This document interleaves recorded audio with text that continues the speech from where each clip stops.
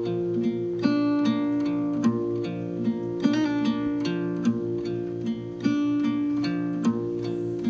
I fall short,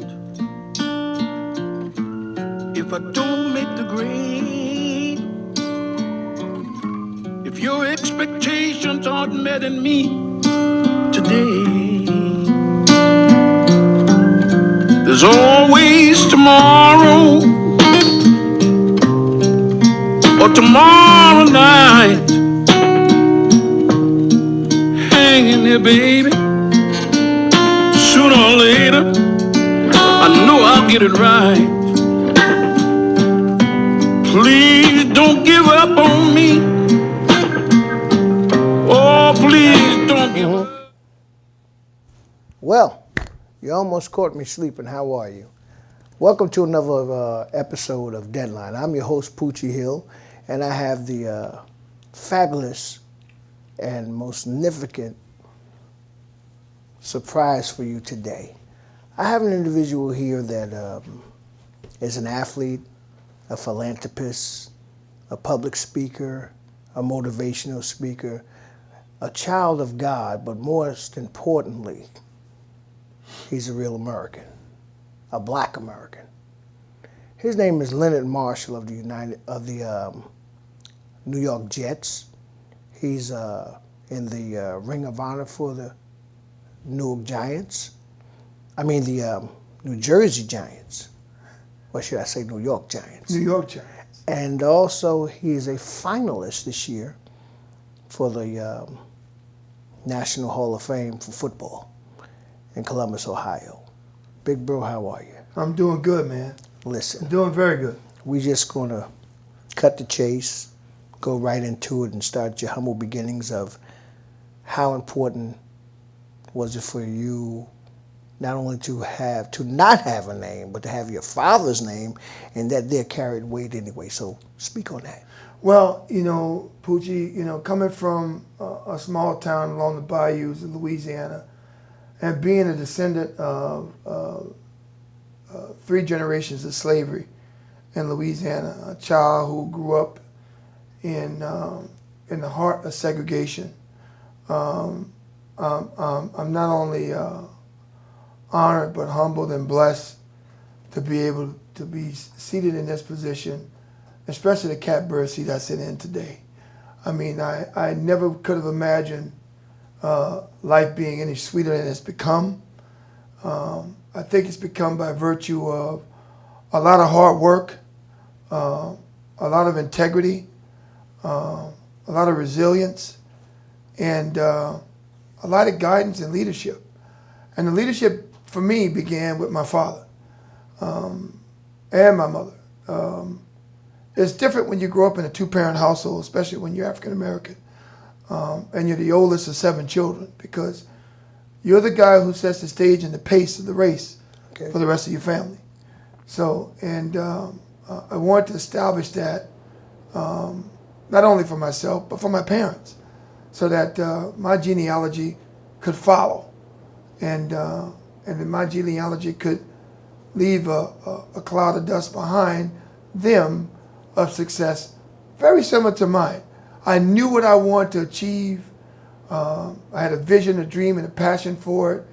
I was touched by angels early on, and I'm blessed to say that although some of them aren't here, I know they're clapping for me in heaven. I think they're here still. Yeah. I always say there's a meeting. There's an old spiritual speaks of there's going to be a meeting. I think Joe Lagong of the Mighty Clouds of Joy used to sing that there, in the aspect of speaking that there's a meeting, and they constantly walk around and sit around and observe things that we do, whereas they told us over and over and over again, and we seemed as if we heard. Right. But now we know, and they know we listened. Right. Because of the path that we've taken and what we're trying to do in our own facets of, if I do my part, you do your part, the world will change itself. Correct. Now, aside from that there, the bad side is this here. What is the difference in urban and urban down south, deep south? See, it's a difference of when people talk of Georgia, they say that's south. It is. But when you go deep south, Mississippi and things like that, most individuals that have come from the northeastern aspect of the East Coast don't really understand the dialect, the geographicalness, the closeness, the cohesiveness of everyone, and the poverty factor. What is the difference there and up above, say, Virginia? All those that you disclose in your theory of explanation all pertain to one thing, and that's ignorance. It all pertains to ignorance. So look at it this way, Poochie. Up here, the difference between the haves and the have-nots is what? Education. Okay. Okay. The theory of the have and have-not down south, educations. Okay. Are you driven down south? Are you driven up here? Do you have idols of reference down south? Do you have idols of reference up here? You look at our communities as young black adolescents growing up. You weren't taught your story. You were taught Their story. Yes. Okay? And his story sometimes doesn't match up with your story, in particular down south. I didn't learn of Dr. Hattie Whitfield, who was the first black female doctor in the South to ever come to New York. I didn't learn about her until 2017. And what about your black mayor that you had down there? I didn't learn about The first Andrew, one. I didn't AP learn something. about Andrew Young, who went to high school with my dad, who was the first black mayor of Atlanta. I didn't learn about some of the other black leaders. H. Rap Brown. H. Rap Brown was in my neighborhood as a kid. H. Rap Brown is H. from Rap the Brown boot? from the boot, from Baton Rouge. No my way. brother. From Baton Rouge, Louisiana. Google it. And matriculated his way to Chicago? That's right. Well, that's true, because most people came from Louisiana, Mississippi, went to Chicago, Georgia, and North Carolina, and Virginia came to Jersey or New York. That's I understand. right. So I think it pertains to education and ignorance that most of us end up living impoverished. We end up doing dumb shit. Like if you remember growing up, I'll go back to this. Let me stay on target. Where I grew up, there was no such thing as payday loan. Payday loan? Payday loans. No. Okay, right? Not down there. But you could go to what's called a finance company. You could say, okay, I want a washer and dryer. I don't have money to pay for it. You go borrow the money from a finance company that had no usury, no usurious laws whatsoever. These guys were charging 23 to 27 to 33% interest. And you never paid them off? What? Or you paid them off double? What? Double? Triple. Triple. Money doubles every 5 years. So triple. Same thing happened up here. Now what is that attributed to? Ignorance. How to manage money. Understand the difference between need and want. But I have to say this, L, and that's this here. Down south, especially deep south, I would say beyond North Carolina, I'd say Virginia down, Delaware down. There was a certain amount, you had a grandmama, a great mama, a great grandmama, or somebody, whereas matriculated, whereas you knew the legacy of what they had went through. Somewhere we've lost it there, whereas the generation, and I'm not badgering you all, understand that. This is not about badger. It's basically trying to make you aware of those that come before you that taught you their lessons, hindsight, whereas you didn't have to go through it. Like Malcolm X said, if you don't know where you're from, you'll never know where you're at. You know, it's strange. I have to talk about your pop because I'm a daddy's boy myself. Oh, yeah. I love my mama, Yeah. but I'm a daddy's boy. Yeah. And in our culture, you don't see that too often. That's why coaches and things like that there, you have to be very particular about who's coaching your kid. Exactly. Because you are put in a position as being the parent when the parent's not there, if she's working or he's working 3 or 4 jobs, or even if he's incarcerated. The importance of, and this has nothing to do with ethnicity as much No. as it does for preparing the generation that's here now, that's prevalent for the future, because you can see it within them if you prepare them. If you don't prepare them, we're doomed.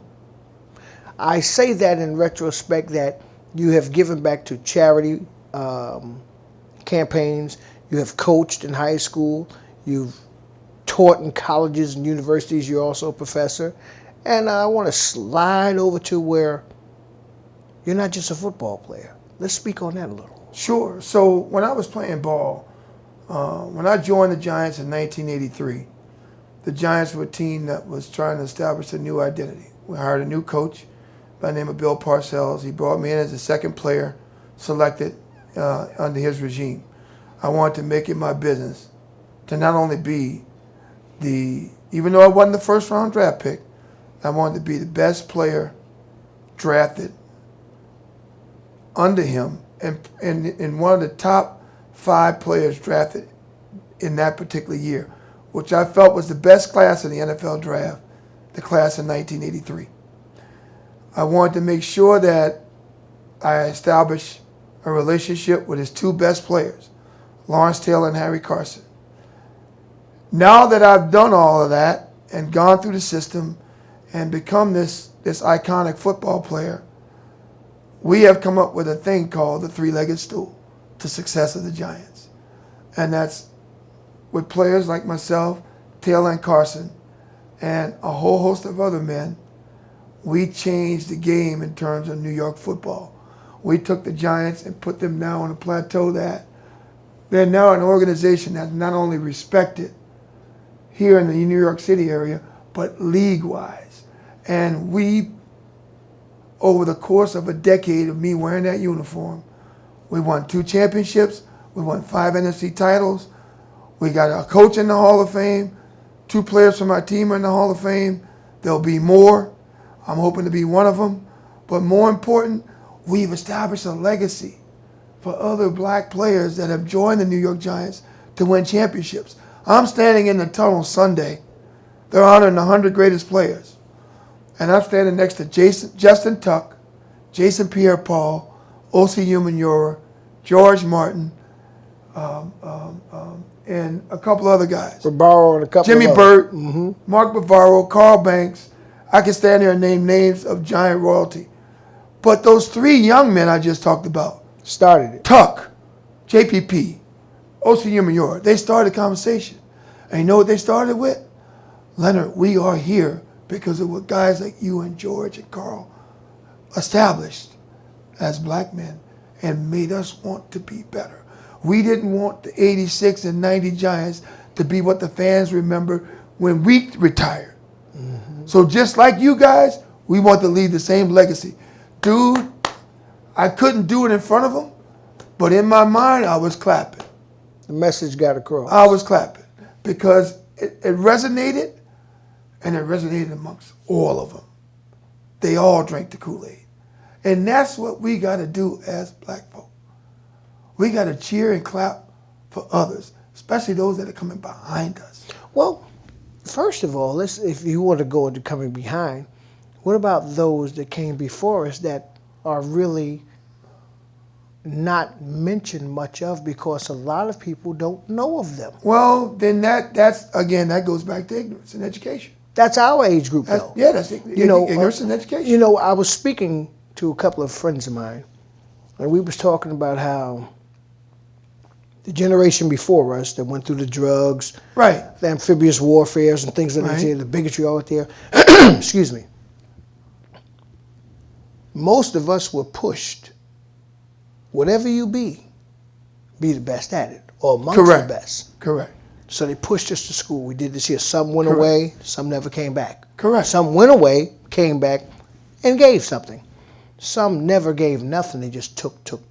So I say our age bracket, the 63s, the 64s, and the 60 club now, the new club called AARP, we're looked upon as the staple, the Geiger counter that dropped the baton. in all essence, to being truthful to yourself, we did. Because you can look around and see who has given back, who's still visible or keeps in contact. And